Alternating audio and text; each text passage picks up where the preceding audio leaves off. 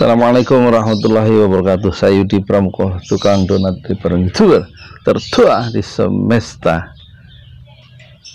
Saya lagi lihat beberapa video ceramah pertama Habib Bahar bin Smith ya, yang lagi viral, yang lagi seru.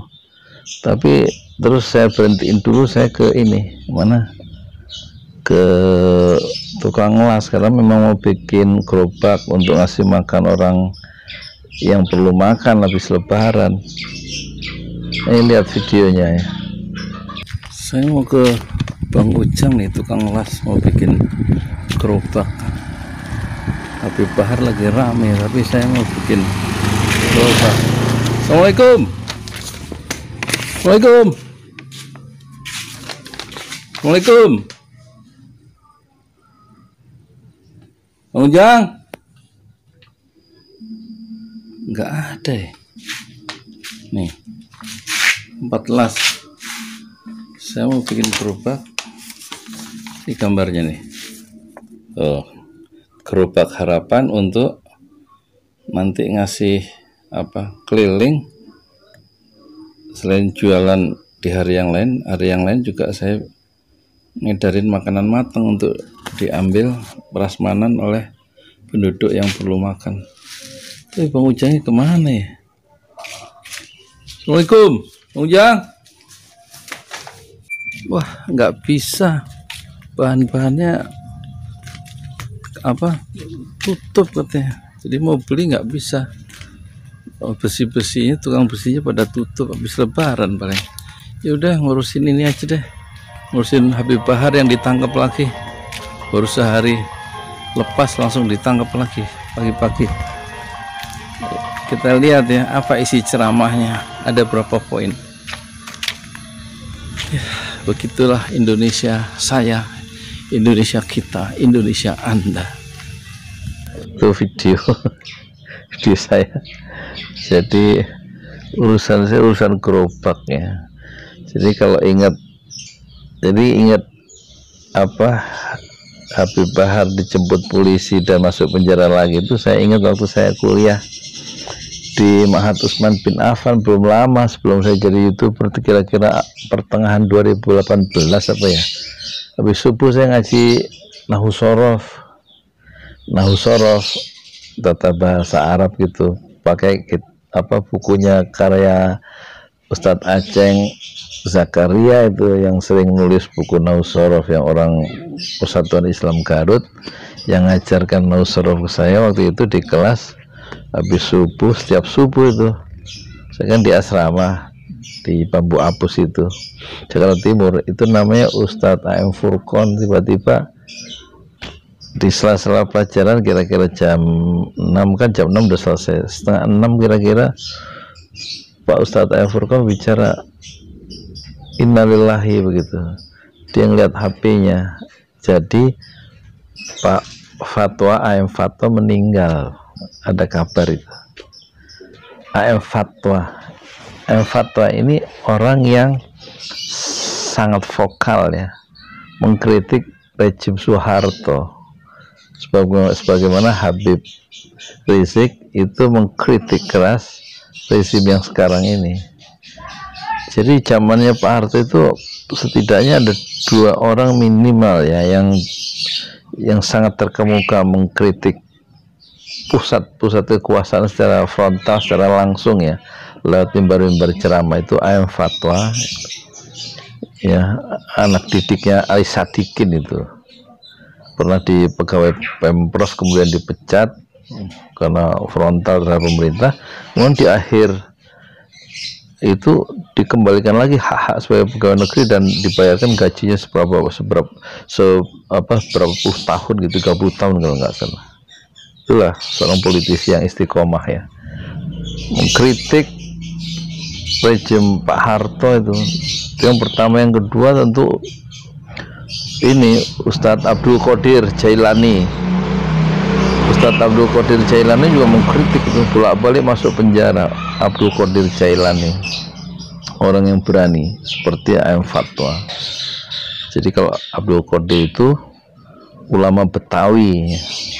Jadi setiap masa itu ada ininya ya, ada apa remindernya, ada pengingatnya ya terhadap kekuasaan yang dipandang merugikan umat Islam ya.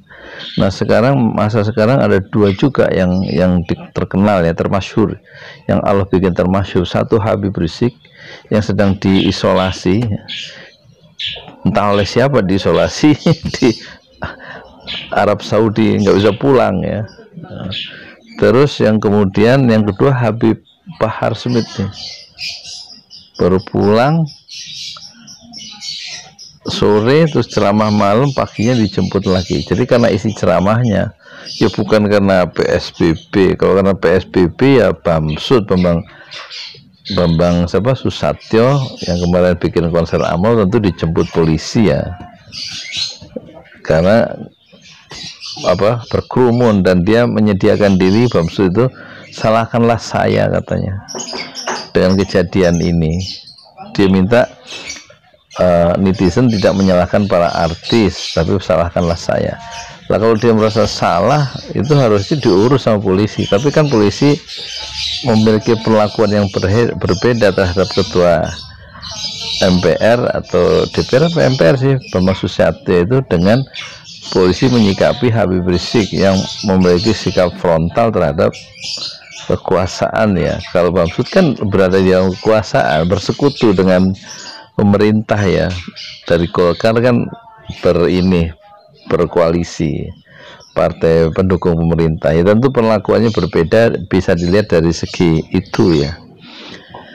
Tapi yang saya tidak membahas itu, tapi membahas bahwa setiap rezim memiliki apa orang-orang yang mengingatkan ya. Dulu Belanda itu juga dikritik keras oleh Soekarno dan Hatta ya, sehingga Hatta, Soekarno, Syahrir, Cipto Mangunkusumo itu semua diisolasi di Bangka, di Digul ya, supaya dipisahkan dari masyarakatnya. Watak rejim begitu, kalau dikritik dia akan memisahkan pengkritiknya itu dari umatnya, dari komunitasnya, dipisahkan itu, supaya pikiran-pikiran kritisnya Soekarno dan Hatta itu tidak membahayakan kekuasaan yang sedang berlangsung ya di masa hidupnya, yaitu Belanda. Begitu. Itu Pak Harto juga begitu, menghalau pengkritiknya ke penjara. Natsir, Muhammad Nasir, Hamka, Isa Ansori, Ghazali Sahlan, Mukhtar Lubis, Sahrir gitu ya, karena mengkritik kekuasaan yang dinilai oleh mereka itu melenceng. Nah, zaman Pak Harto juga Nasir mengkritik kekuasaan dengan petisi 50-nya AM Fatwa, kemudian juga Abdul Qadir. Nah, sekarang ya setiap zaman ada ya orang-orang yang mengingatkan kekuasaan dengan terus terang, dengan lantang. Yang sekarang tentu adalah Habib Rizik yang sedang diisolasi, tidak bisa pulang hampir 3 tahun ya.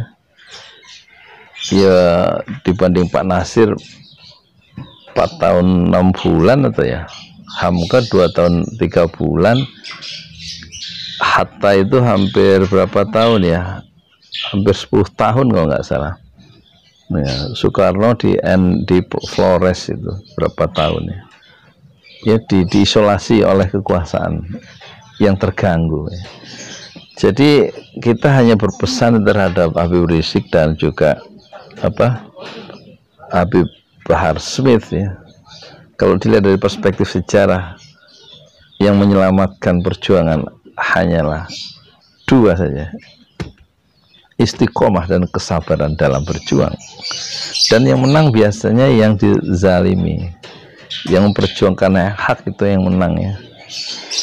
Nama mereka harum ya, Hatta, Soekarno melawan sistem kolonialisme Belanda ya, Natsir melawan Pak Harto, itu mereka harum ya.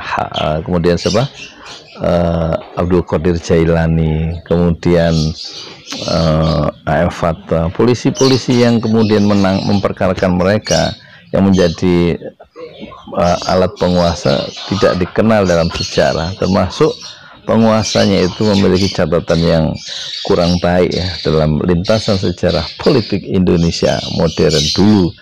Saya Yudi Pramuka Tuang Donatori Parung tertua di semesta Fasbir Sabron Jamila, bersabarlah dengan kesabaran yang indah.